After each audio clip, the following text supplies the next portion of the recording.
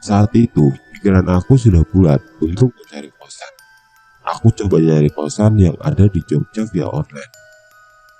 Saat sedang sibuk dengan laptopku nyari kosan, yang itu aku duduk di ranjang sambil maku laptop.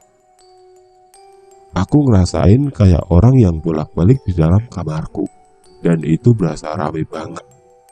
Tapi aku nggak lihat apapun, nggak dengar apapun di situ. Tapi bener-bener aku ngerasain kayak ada hawa orang lain. Ini rasanya bener-bener aneh.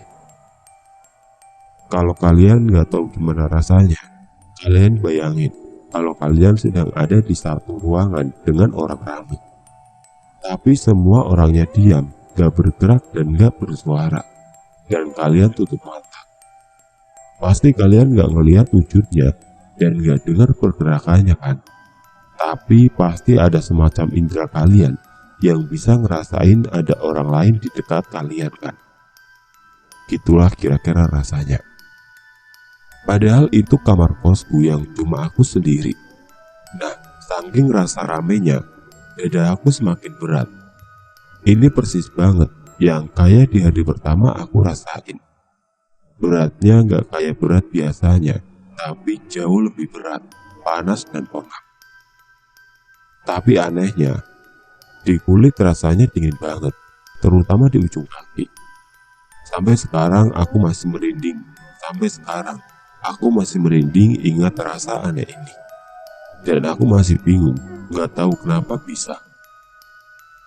Lalu saat itu, aku menghubungi salah satu teman baru aku di kampus, namanya Felix. Padahal baru kenal tadi siang. Aku coba nelfon Felix, minta nginep di kosannya. Dengan ada suara yang sedikit ragu, Felix mengiyakan permintaan.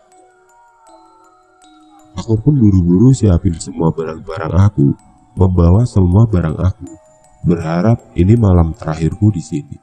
Padahal saat itu, aku masih belum nemu juga kosan baru.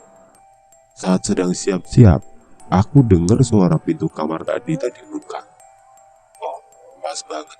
Sekalian keluar, aku mau pamit juga dengan Kak Dita. Dan mau makasih sebesar-besarnya udah nemenin aku semalam.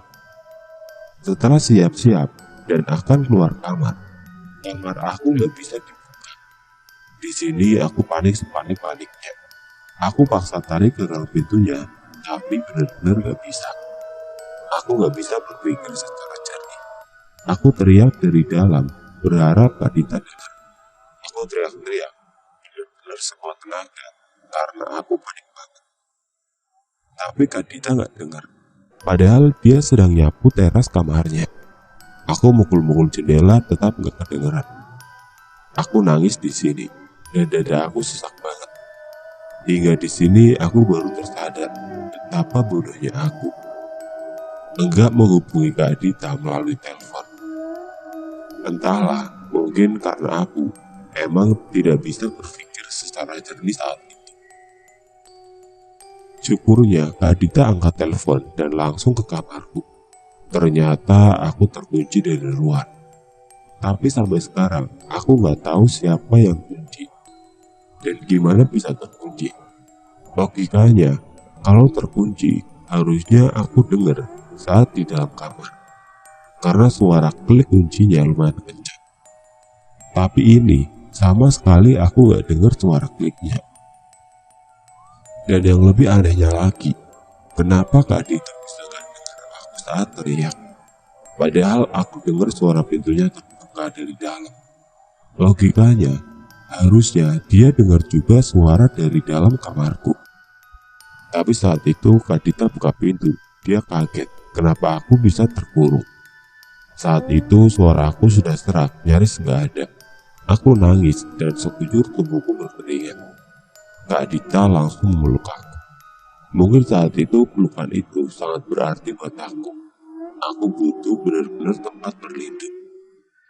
Lalu aku pamit dengan Kak Dita untuk pindahan kosan malam itu juga.